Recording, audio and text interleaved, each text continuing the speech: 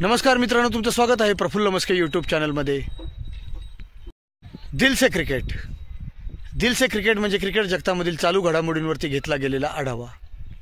तर मित्रांनो, तुम्हाला जर हा प्रश्न विचारला गेला की भारतीय क्रिकेटच्या इतिहासामधील सर्वात यशस्वी कर्णधार कोण, तर तुमच्या तोंडून काय उत्तर येईल मित्रांनो?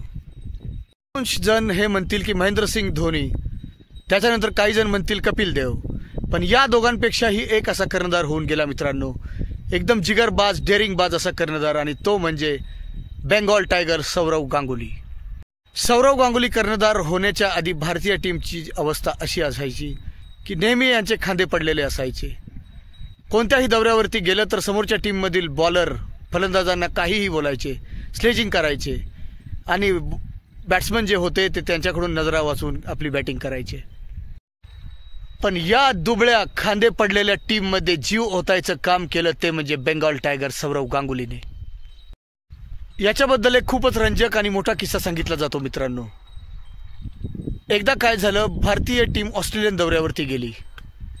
समोर गोलंदाज होता झहीर खान आणि तो बॉलिंग करत होता रिकी पॉन्टिंगला।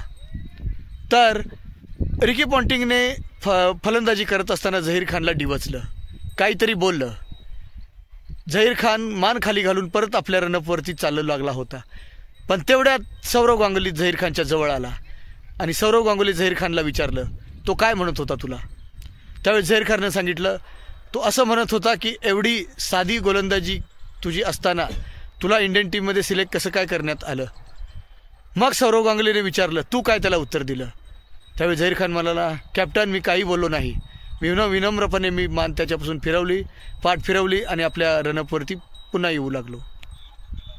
आणि वीज तळपावी तसे सौरव गांगुलीच्या तोंडून हे शब्द बाहेर पडले, झहीर, आता हा चेंडू टाकण्याआधी तू स्वतः त्याला म्हणायचंस की तुझी फलंदाजी एवढी साधी आणि नॉर्मल असताना तुला ऑस्ट्रेलियन टीमनं कसं काय इंटरनॅशनल टीममध्ये निवड केली? हे शब्द ऐकून झहीर खान अवाक झाला होता। त्यावर पुन्हा दादा कडाडला, झहीर, जसं तुला आश्चर्य वाटतंय ते आश्चर्य आता रिकी पॉन्टिंगला वाटलं पाहिजे, जा आणि म्हण त्याला असं। झहीर खानने केलंही तसंच।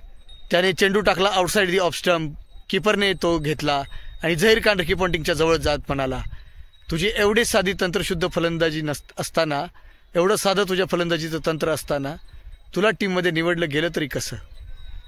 आणि हाच तो दिवस होता मित्रांनो, ज्या वेळेस एका निधड्या छातीच्या जिगरबाज कर्णधाराने वर्ल्ड क्रिकेटमध्ये आपल्या प्लेयर्ससोबत एक खूप मोठी सुरुंग लावली होती।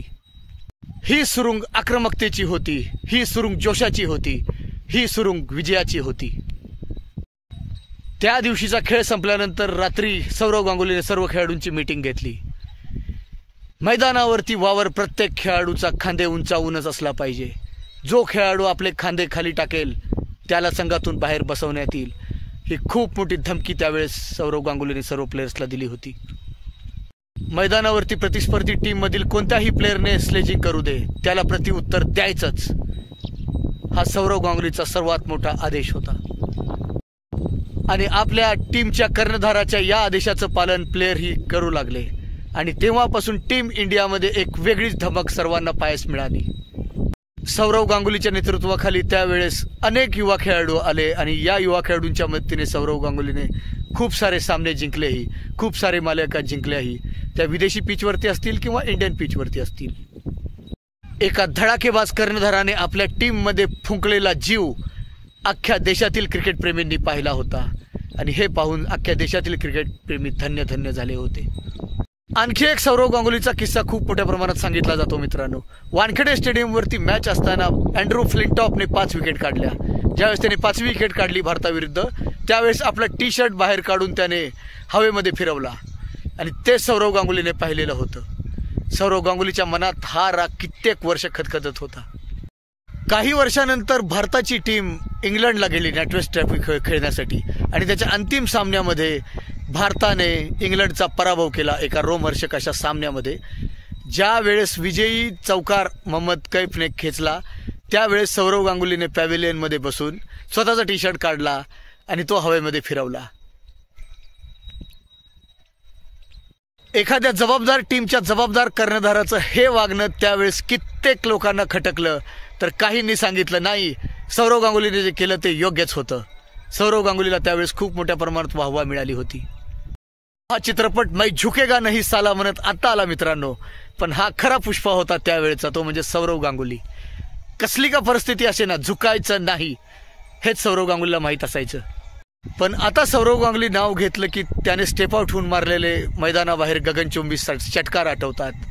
नवीन प्लेयर्सला घेऊन खूप मोठे मोठे विजय संपादन केलेले आठवतात. आणि परिस्थिती कशी का असेना, आपल्या चेहऱ्यावरती कोणत्याही प्रकारची भीती न दाखवता मैदानामध्ये निधड्या छातीने खेळणारा एक जिगरबाज खेळाडू आठवतो मित्रांनो. तर बेंगॉल टायगर सौरव गांगुलीबद्दलचा हा व्हिडिओ तुम्हाला कसा वाटला मला लाईक कमेंट करून नक्की कळवा मित्रांनो. माझ्या चॅनलला सबस्क्राईब करा आणि क्रिकेट जगतामधील रोमांचक अशा घटना, गोष्टी, घडामोडी यांचा आढावा खूप मोठ्या प्रमाणात आपल्या चॅनलवरती तुम्हाला पाहायला मिळतो मित्रांनो. सबस्क्राईब माय चॅनल.